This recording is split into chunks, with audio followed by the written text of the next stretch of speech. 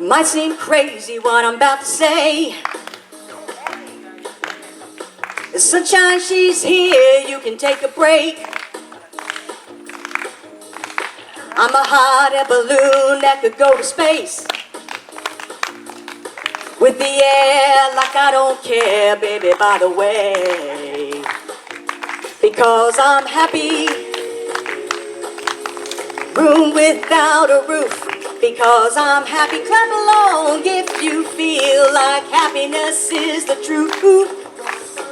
Clap along if you know what happiness is to you. Clap along if you feel like that's what you want to do. Come bad news talking this and that. Well, give me all you got and don't hold it back. Oh, I should probably warn you I'll be just fine. No offense to you, don't waste your time. Come on, everybody. Because I'm clap along if you feel like happiness is for you. Clap along if you feel like happiness is the truth. Clap along if you know what happiness is to you. Clap along if you feel that that's what you want to do. Yeah. That's it.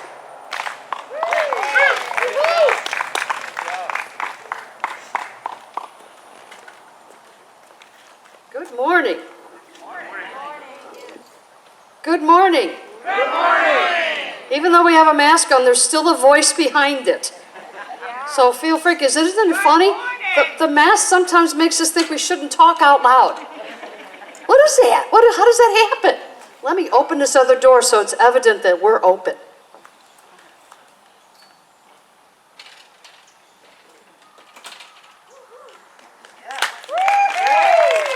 Not that we were ever closed, but it sure felt like it. Yeah, it's a whole nother world to view a video versus seeing a video. You know the difference, right? Because one, you get a notch for viewing it, but when you see it, you feel it. And isn't that important, right? Yeah. So today, being our first outdoor service, we're going to keep it simple. It is Florida, and it's 83 degrees. And while we sit here, the temperature rises not only within our bodies, but within the universe, right? So we're going to do a meditation, then we'll go into the talk. We'll offer a love offering, which we're going to use our mailbox, our post office box right up here. Just stick your love offerings in there if you're so inclined, and we'll make sure that we do what we do with it. And then we'll end with the peace song and the prayer for protection led by our only and purposeful Donna. Okay, so let's get still. Let's invoke this time to get still with God, right? Let's get okay with God, because that's why we're here as a community, to feel the fellowship, and what we all have in common is wanting to experience more of God in our life, however that's defined for us. Unity is an individual movement. We each get to decide how we want to interact with God. And so we teach meditation. So close your eyes if you haven't already, if you're comfortable.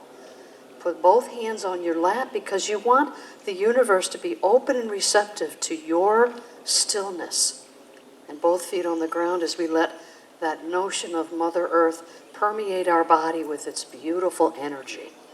For the energy of the earth is always changing, always revolving, always positive. That energy field, that notion that we receive the energy from the earth itself to bring us together. So we open our mind and we open our heart.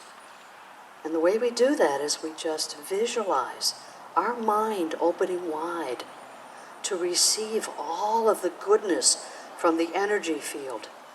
And we open our heart and we visualize the heart opening as we let the love of God and the love of each other in fully. We all have experienced what it's like to have a closed mind and a closed heart.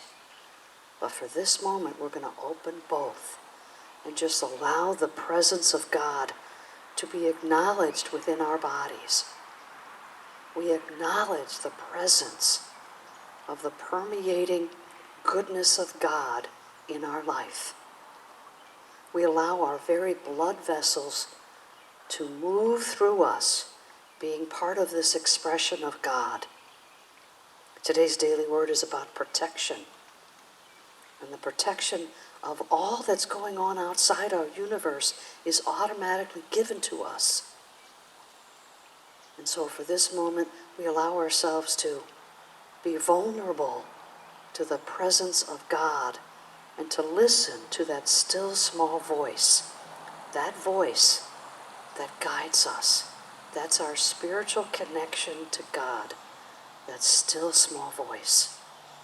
For it can be heard very loudly when we close down our minds. Release all the negative things, the energy, all that stuff that's going on in the universe that we call real. But for right now, it's not real. It's not the life force within us. God is the life force. And so we give ourselves this pause, this wonderful pause. We've all gotten up a little earlier today, maybe to get here, and we just pause for this moment to let ourselves feel the presence of God. For truly, there is only one presence and one power in the universe, and it is God, and it is good, and it is beautiful. So we pause as we listen to the inspiration and the divine guidance of God within each of us.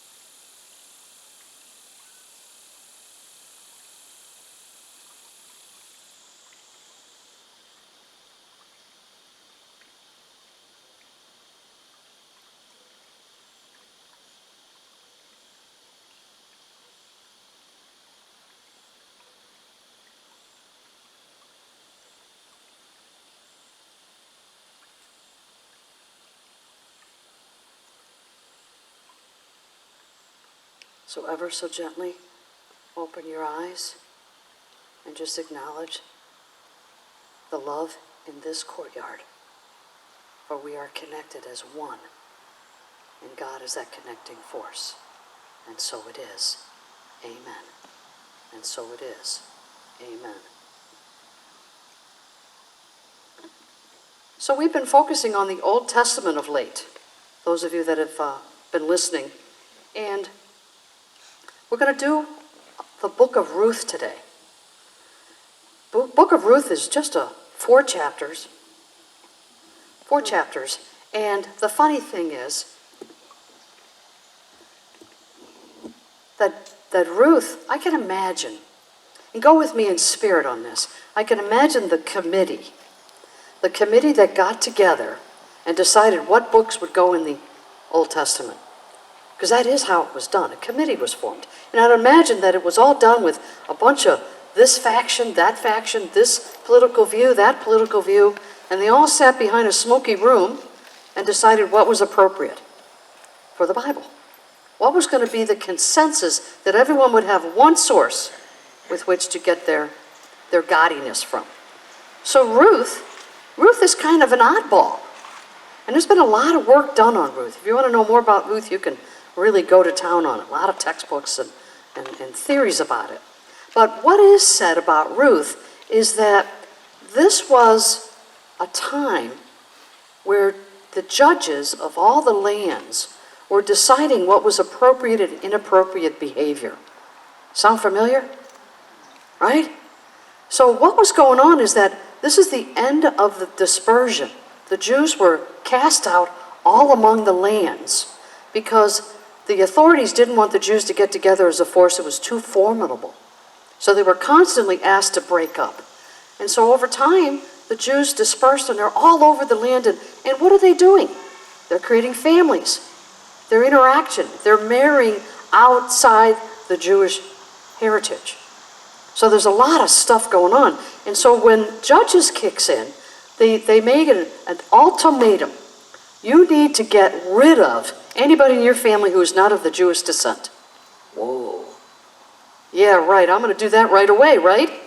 Let me get rid of my children and all of my descendants because I married outside the Jewish community. And it was impossible to not marry outside. It was impossible to marry within the Jewish community because the Jews were dispersed all over the place. So this was their hard line that they wanted people to stay within their own sect. Sound familiar? Right? And so what happened is this was an impossible task. We're asking people to do things that is totally impossible. And it was the line in the sand. You could not take any kind of public role. You weren't allowed to go into other vendors. Your life was ruined if you didn't get rid of those that were not of the Jewish descent. So Ruth comes along, this book of Ruth, who is defying that.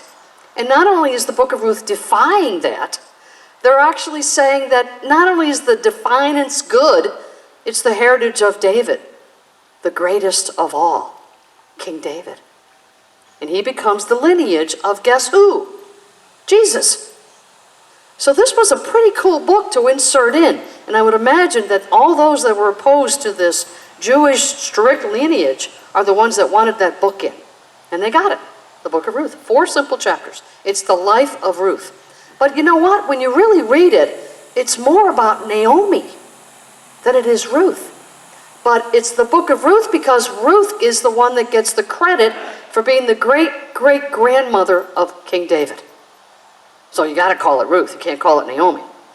Now, Naomi, the metaphysical definition of Naomi is spiritual ideas. So there's this book of Ruth. What happens is Elimelech marries Naomi. They're both Jewish descents. They're living outside Jerusalem, Bethlehem. Sound familiar, Bethlehem? You see the connection here? So it turns out that there's a famine. So they leave Bethlehem and go out into the mountains to create a new life for themselves where there was a chance for food. And they're in the land of Moab. And in the land of Moab, there is no God.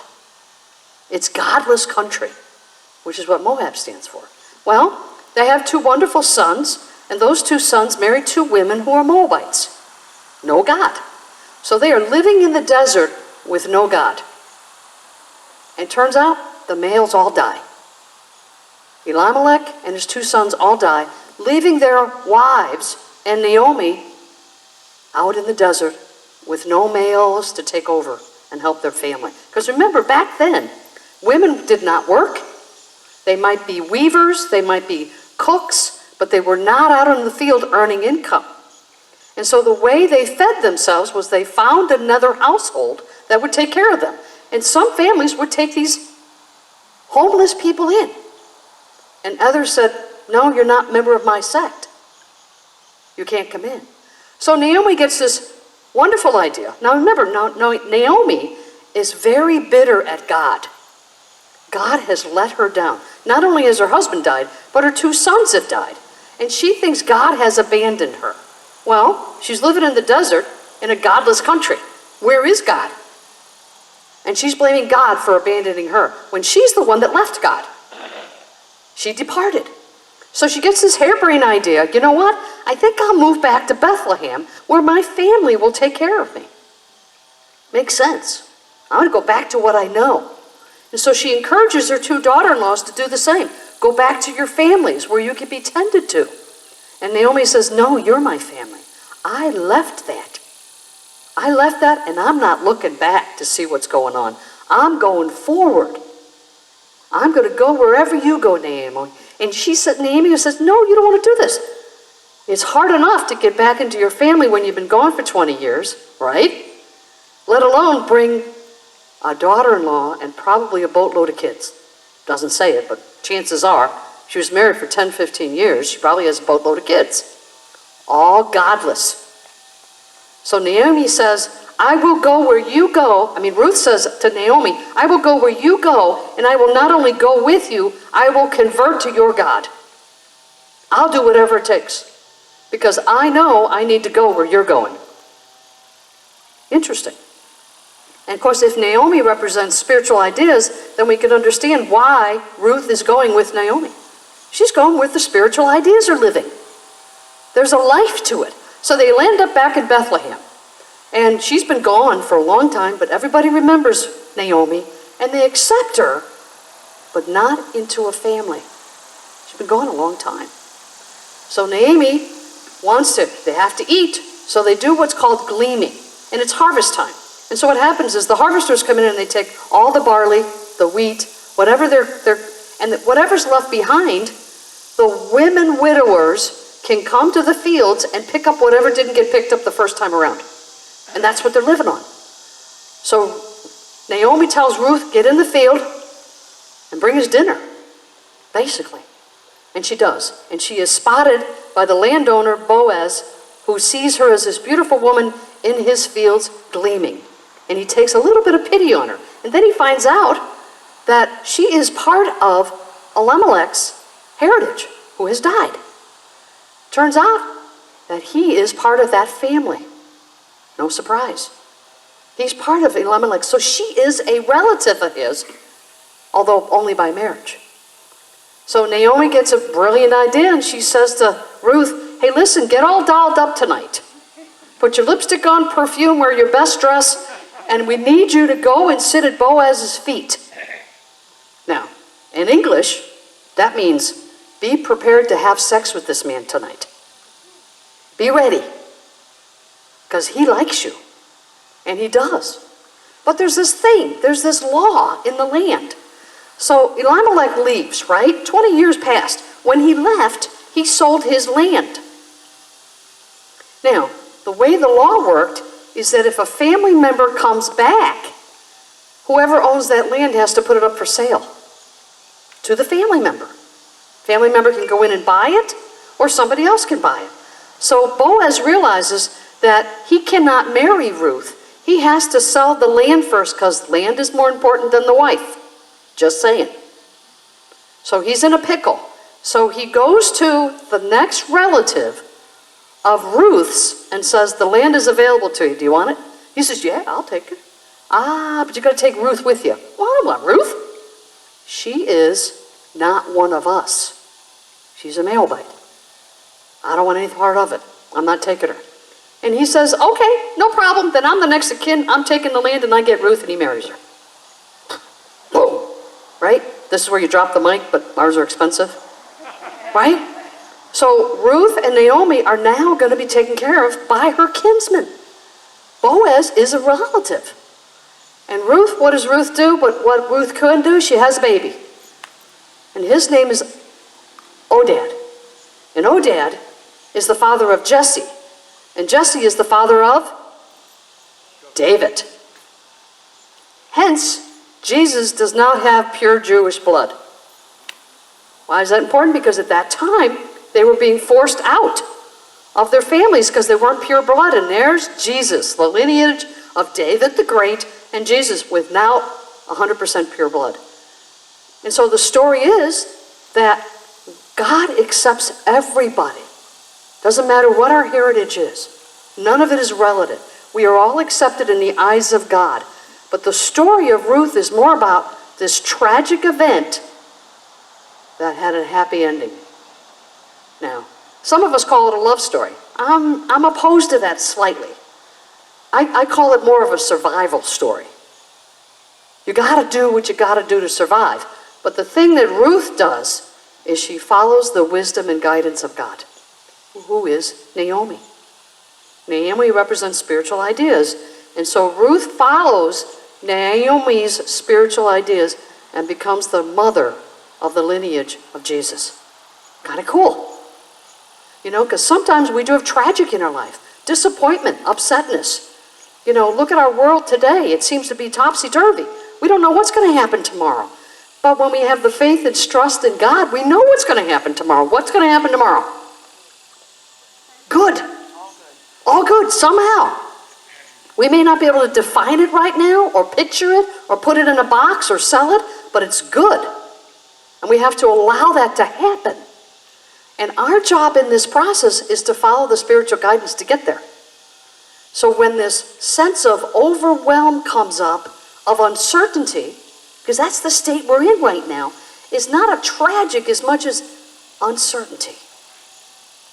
Wouldn't it be nice if we could open up the paper and it says exactly what's going to happen today, tomorrow, and every day after, because then we know. But that takes away the free will of God. And so our job is to follow the spiritual guidance, however it is received by us. Sometimes it's received by an outside person. Sometimes it's the meditative time where we spend with God, where we get that divine inspiration. But our job is to follow that guidance. Is it easy all the time? You're not supposed to ask that question. You're supposed to just follow it, almost blindly. Almost. And we follow the wisdom and guidance of God, and it'll always bring us to our good. Always. And sometimes it seems and feels like we don't get enough food in our bellies, which is divine ideas. We must stay calm, steady as she goes, and follow the wisdom and guidance of God. It will always lead us to our highest and possible good. And so we invite you, when the service is done, to present your love offerings and tithes, however that's defined.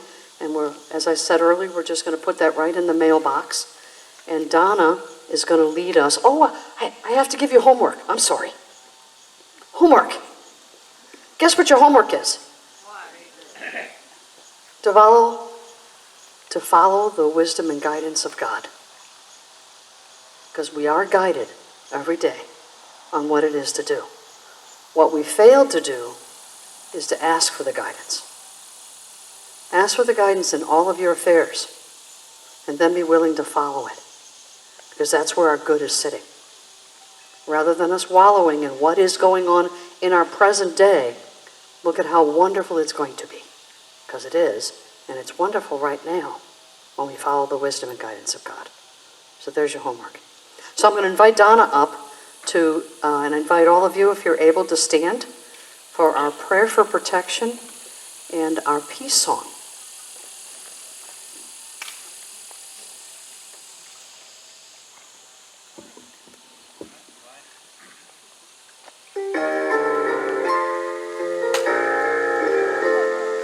Let there be peace on earth, and let it begin with me.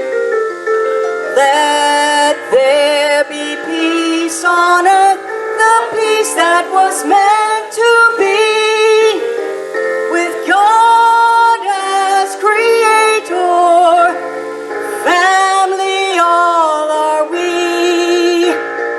Let us walk with each other in perfect harmony. Let there be peace on earth, and let it begin with me. Let there be peace on earth, the peace that was meant to be, with God as peace eternally. Let there be peace on earth, and let it begin with me.